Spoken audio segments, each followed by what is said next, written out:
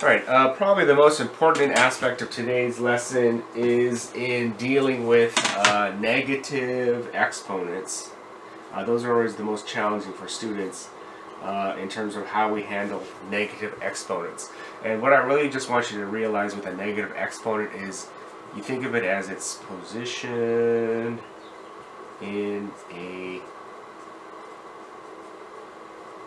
fraction.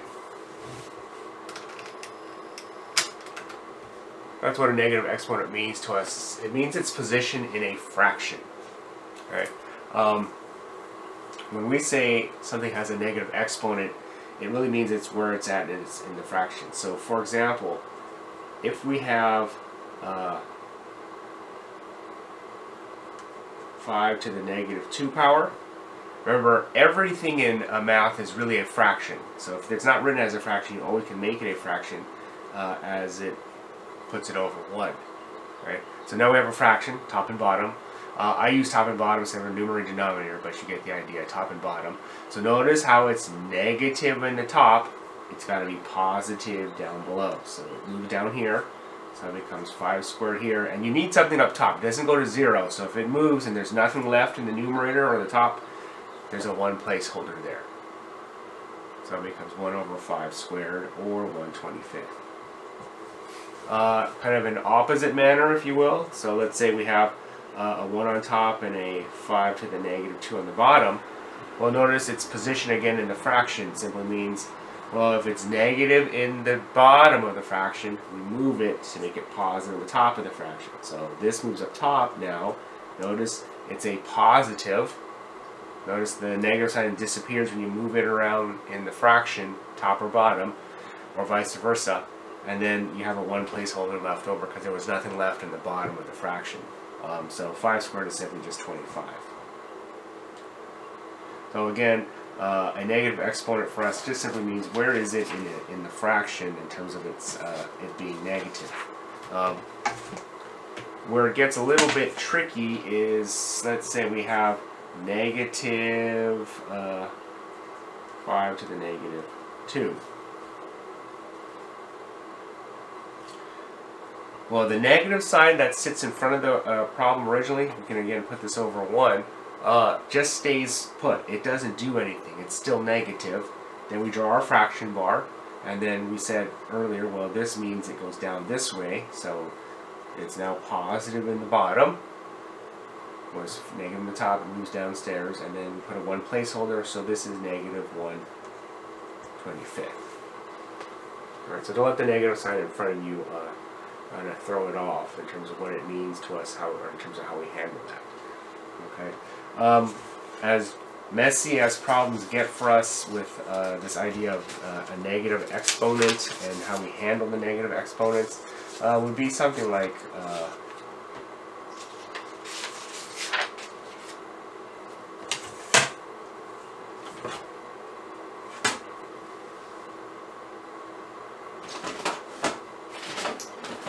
something like this, where you have several properties that you have to use. Let me erase a couple whiteboards here to get some more room to work.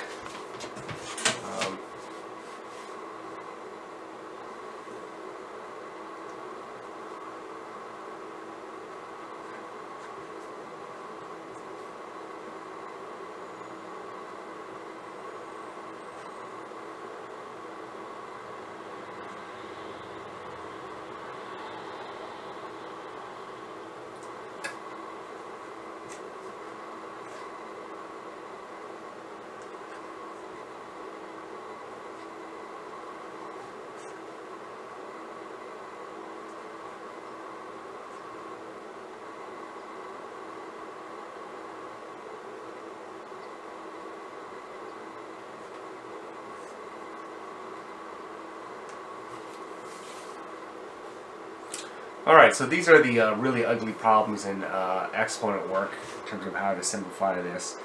So here, the very first thing I do for this first example here is, I notice it's a product inside the parentheses and there's a power on the outside, so I'm going to raise each of these to the second power from the outside.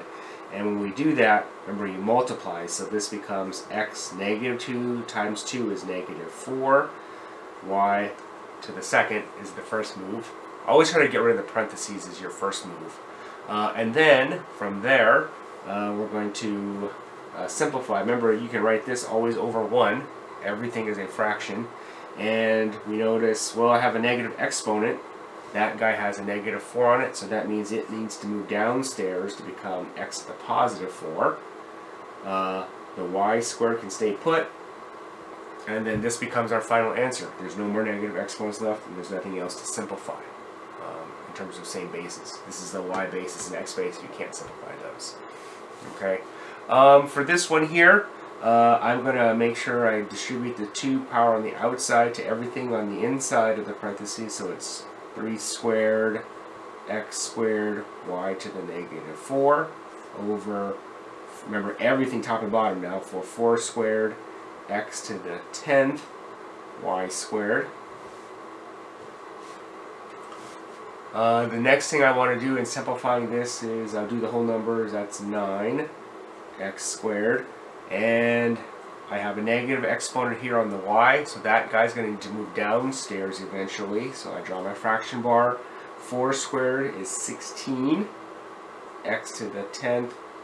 This, I have a y squared still, and then this one here moved downstairs, so it's y to the 4th. And I can do a little bit more simplifying with the x's. Notice I have an x squared and an x10 here. So the way I handle this with this kind of fraction work is I'll keep the 9, keep the 16. I'm going to handle the x's now.